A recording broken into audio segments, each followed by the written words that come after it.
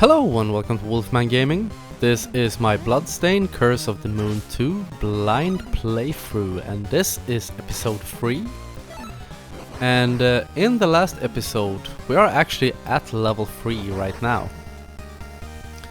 And in the last the last episode we did some smart jumping with Dominique to get some kind of super shard. I'm not quite sure what the shards do. Maybe I should try and pause the game and read up in the options menu to see what actually function they fill. Let's see. Dominic tips 1. High jump and a long reaching weapon. Yes, I know. Retry no. Let's see. Let's go into options. Button config. Vibration. Language. English. Okay. Well, that was not very helpful. Can we, like... No? Okay. I guess we'll just have to find out what the fuck the shards do. I'm guessing that's her sub-weapons. But I'm not 100% sure. Maybe that glowing one that we picked up in the previous episode was that revive thingy. And now that I remember it, I think you only got like one. So let's try to keep her alive. And not get her killed, because that can get us out of a pinch later. Hopefully. Struggling with controls yet again. And as I've said in the two previous episodes, I think this game feels like it's a little bit easier than the first one. But I am quite sure that they will ramp up the difficulty going further in. Let's see. Since we have Sniper Robert, we can just plow through those guys and head further down. And something that was in the first game and that is in this game as well is that different characters have different pros and cons, and there are different special things that they can do. And in the first game I became an absolute expert at dying with a certain character just before I needed their special skill to get something, which was pretty fucking annoying. But I feel this time, with the experience of playing the first game, I am, at least thus far, a little bit better at keeping my characters alive. And I'm gonna use, I've used controlled deaths to get my entire party back. Wow. What the heck? That is a gladiator train. How very Japanese of you. Can we like... Okay, that flower seems to be... Ow. There's a lot of shit going on. Okay, so we have 3 different attacks. This seems to be the best one to punish. So fire off at you. Doesn't do a super big amount of damage. Wow. Okay. That's cool, I guess. Love bosses that change the rules of the fight midway through. Can we like break these? Yes. Okay, I seem to have found the rhythm at least. Now we have this shit that fires in different directions. The third one is the one we jump over. And we're gonna place ourselves here. And shit. That thing coming once again. These bosses are a bit easier to read, I must say. Then it's gonna do that, so we're gonna move over to the right end of the screen. Worked beautifully. Oops. Jump up there. Face tank that hit, because why not?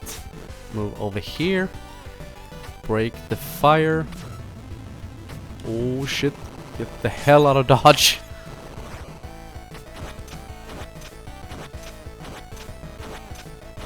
Maybe, can we... No, the sub-weapon doesn't do shit. Almost jumped over that one. And are you gonna charge at me? Nope. Still going with the fire, eh? Well, Robert is doing all of the grunt work in this fight. And is doing it quite well, I must say. Here he comes. And I remember in the first game, all the bosses had like a final attack when you kill them. They had like a desperation move, I think it was called. Looked that up after I had beaten the game.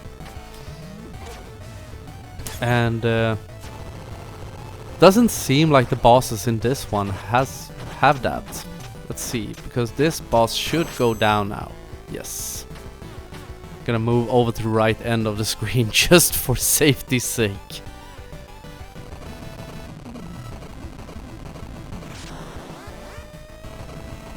Okay. Suddenly we're in Mega Man. Raging Chariot. That thing actually looks like it is straight out of... It looks like a mix in between those mechs in Mega Man series, and something out of a game called Broforce, which is on PlayStation 4 and PC. I remember you, it's been a long time. I think it's on Xbox as well. What sort of device is that? Fall back, Sangetsu. This must be the work of alchemists. We can't trust... Why is everyone so fucking paranoid? Not every alchemist is evil, Robert. It appears to have done all of this just so it could try to find me. Damn it, this is a mistake. We will regret this. Hachi has become an ally. Yes, Broforce. If you haven't played that game, it is super... It's absolutely hysterical. You should really try it. Arm of Destruction. Cool. Death from Above. Steam Hover. Wild Step. Ignore some floor effects. Okay. Invincible Iron. Turn on, off with triangle. Uses weapon. Cool. Okay, quite a long wind up. Damn. Yeah, Broforce. You play as all these bro version of old action movie heroes. And it's super much fun. Really recommend you check it out. It's quite cheap. And it's well worth the money. Stage 4, the Queen's Dirge. So let's try our new character. And he has a pretty impressive health bar, I must say. It is by far the biggest one. Even outmatches Sangetsu's. Oh, right. You can hover with this guy. And he does seem... He packs quite a big punch. Because these red ladies... I remember with Sangetsu, you had to hit them twice. Let's see if we can get that. Yes. But with this Hachi fella, you only need to hit them once. Which is absolutely awesome. Switch over to Robert and do a little wall jumping trick. Oh, come on. Oh, it's ice. Great. Every gamer loves an ice level, don't we? We're slipping and sliding and getting frustrated. But that's okay, because we have Hachi, the super beast. to get us through this. Let's see, can't get through there. So can't, okay, I can't crawl either. So I guess we'll have to take...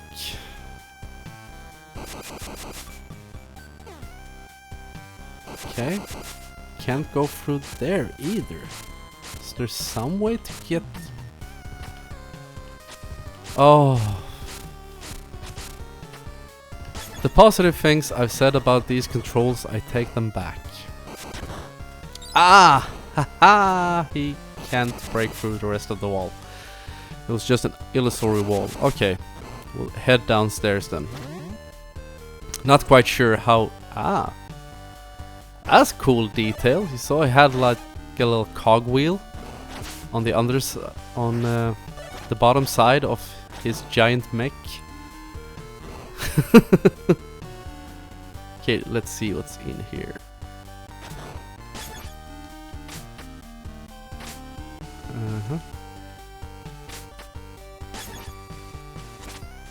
Is there something we can do in here? This feels like it should be something Sangetsu can interact with. Or maybe? No?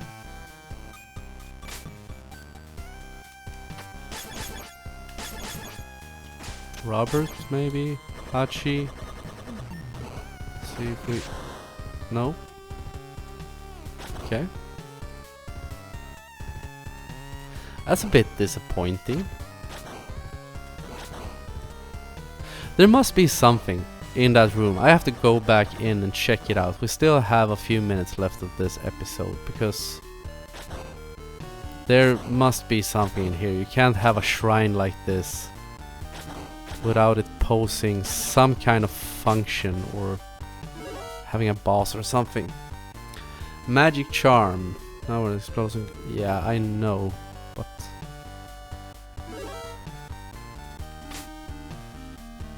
trying to press up on the D-pad, nothing you can interact with. If I sit down, that's weird. We're gonna leave that for now because I don't want to spend half an episode just trying over and over again. And I must say, Hachi might become a favorite because this thing is... I think we have found his weakness. He has a hard time hitting things on the ground. Unless you stomp on them. But how the hell are you supposed to get in through those? In the first game you had Jebel that could fly in there. But still haven't found a character, so that's why I'm thinking there must be either a New Game Plus version where you can maybe like play through with all the characters unlocked from the beginning, or oh, my plan was to hover but didn't work out super well. But it doesn't matter because it worked out well either way. Because Hachi seems to be indestructible. And these enemies are not. Feels like this character is quite overpowered. To be honest.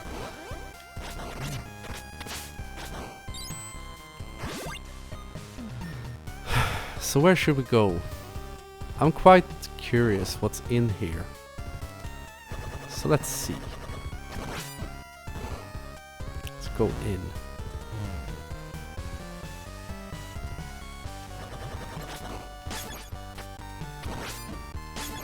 There's one of those glowing light bulbs again.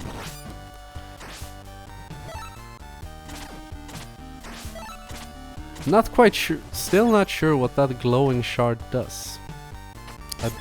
I bet there is something. It must do something special. I wonder if it I theorized that it might be her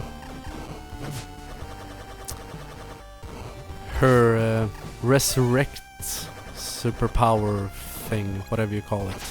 Fuck you. But I'm not quite sure. And I don't want to use her sub-weapon, because I'm not quite sure if I have the resurrect ability equipped, and I think it could be a really great thing to get you out of a shitty situation if you're at the boss and almost dead. You can revive all your characters and get them back to full health. So I'm a little bit reluctant to use her right now.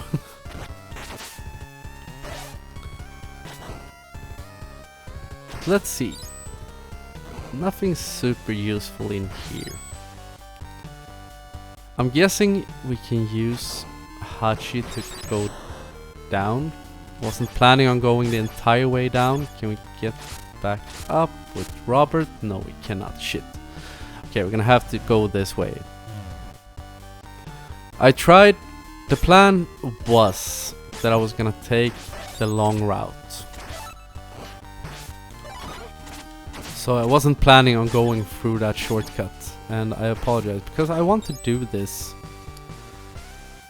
Want to explore the entire game. I did pussy out a little bit in the first one, started taking shortcuts because I was starting to get frustrated with the game's difficulty.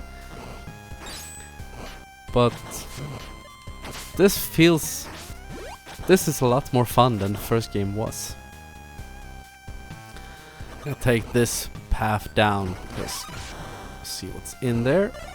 Don't know, but I'm guessing it was the just a magic lamp.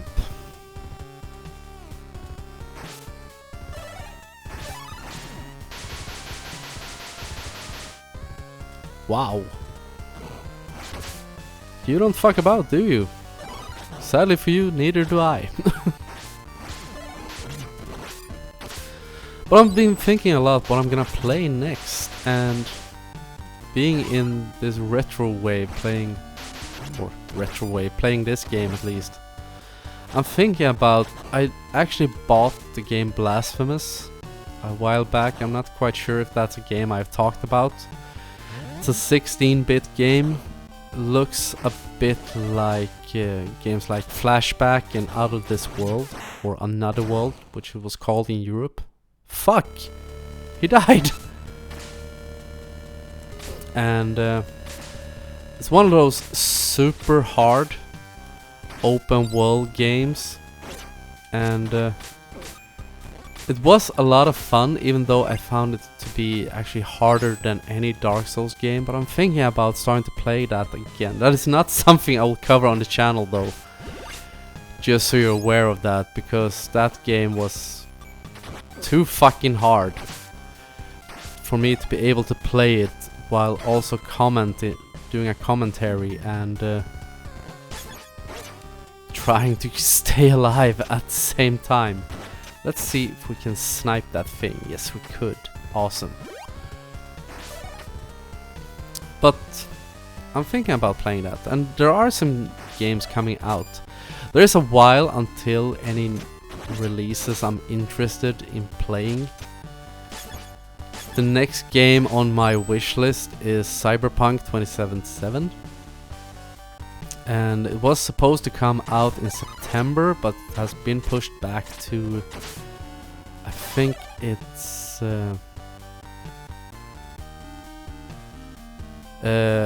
sorry, brain fart. I think it's been pushed back to November. So which is a bit sad, so I guess I'm gonna have to... Oh shit. Wait a little while.